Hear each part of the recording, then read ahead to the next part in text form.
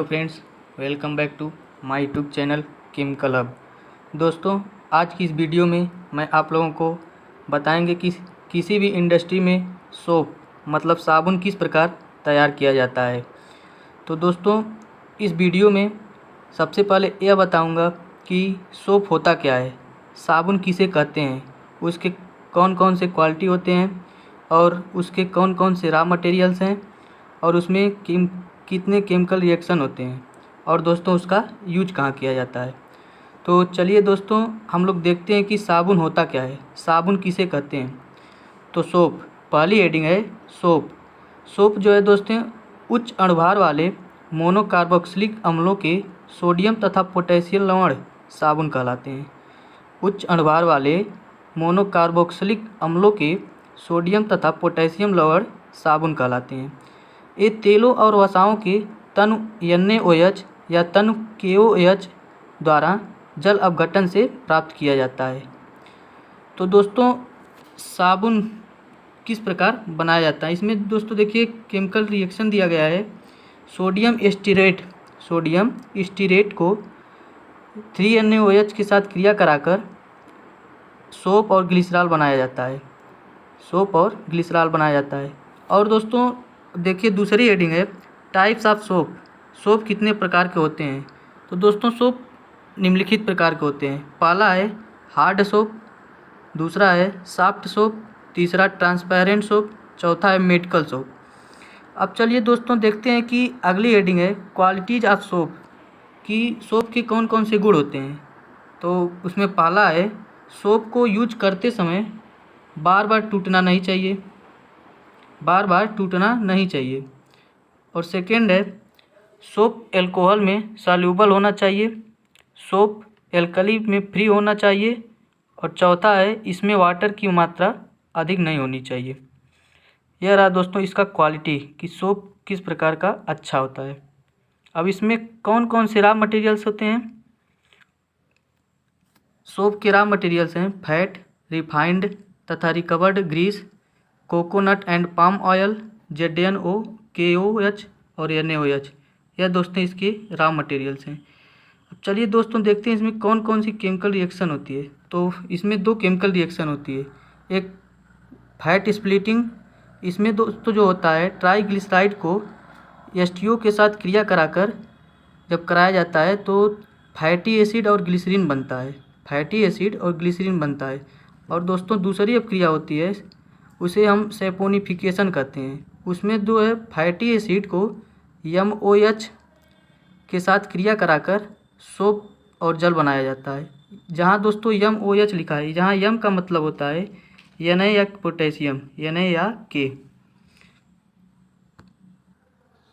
चलिए देखते हैं कि इसका यूज कहाँ किया जाता है, सोप का यूज क्या किया जाता है। तो दोस्तों सबसे पहले सोप का यूज नहाने में, कपड़ा धोने में, शेविंग क्रीम में तथा शैम्पू बनाने में, तेल निर्माण में, स्नेहक व ड्रायर के रूप में भी किया जाता है। अब दोस्तों यह रहा साबुन। साबुन होता क्या है, कि साबुन के गुण क्या होते हैं, उसके raw materials, reaction, types of साबुन और उसका यूज कहाँ किया जाता है। अब चलिए दोस्तों देखते हैं कि यह किस प्रकार इंडस्ट्री में बनाया जाता है। देखिए दोस्तों, यह रहा flow sheet of manufacturing of soap.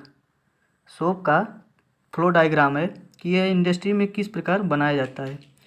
तो दोस्तों चलिए देखते हैं कि कैसे इंडस्ट्री में बनाया जाता है। सबसे पहले वसा या तेल को, यहाँ पर देखिए दोस्तों वसा फैट और तेल को ZNO कैटालिस्ट की उपस्थिति में, यहाँ पर देखिए वसा और कैटालिस्ट मतलब इसमें कैटालिस्ट यूज किया जाता है जिसको ZNO कहते हैं। उसको जो है फैट मतलब वसा को कैटालिस्ट की उपस्थिति में एक हाइड्रोलाइजर टैंक, यह देखिए दोस्तों एक हाइड्रोलाइजर टैंक है, इसमें जो है भेजा जाता है। और ऊपर से दोस्तों हाइड्रोलाइजर टैंक के ऊपर से हॉट वाटर डाला जाता है। यहाँ देखिए दोस्तों हॉट वाटर इसमें डाला जा रहा है। अब हाइड्रोलाइजर टैंक में 230 से 250 सेंटीग्रेड टेम्परेचर तथा 40 से 45 ATM दाब पर वसा जो होता है दोस्तों वह फैटी एसिड और ग्लिसरीन में टूट जाती है।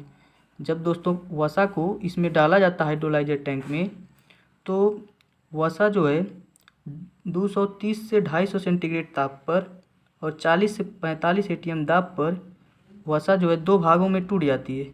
एक भाग ग्लिसरीन में और दूसरा फैटी एसिड में टूट जाता है। अब दोस्तों जिसे जो होता है, अब इस प्रोसेस को ऑयल स्प्लिटिंग कहते हैं, ऑयल स्प्लिटिंग कहते हैं।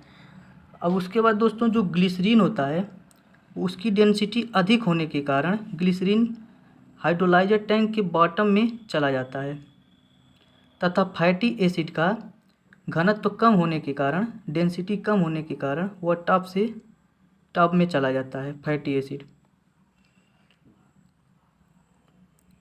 अब जो हाइड्रोलाइजर टावर होता है उसमें ग्लिसरीन की मात्रा 15 से 20% ग्लिसरीन इम्प्योरिटी को प्राप्त कर लेती हैं तथा टॉप से प्राप्त फैटी एसिड को एक फ्लैश टैंक, या देखिए दोस्तों फ्लैश टैंक हो, अब फैटी एसिड को इसमें डाला जाता है, जहां पर फैटी एसिड में उपस्थित जो वाटर की इम्प्योरिटी होती है वो अलग हो जाती है फ्लैश टैंक में।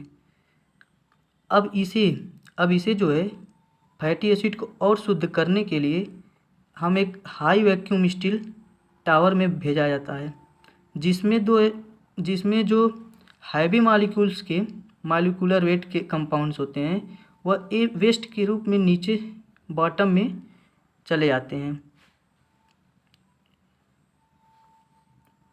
और टॉप से प्राप्त जो शुद्ध फैटी एसिड को और ऊपर से जो प्राप्त शुद्ध फैटी एसिड होता है उसको निकाल कर हम एक होल्डिंग टैंक, या देखिए दोस्तों होल्डिंग टैंक है, इसी में दोस्तों हम डाल देते हैं।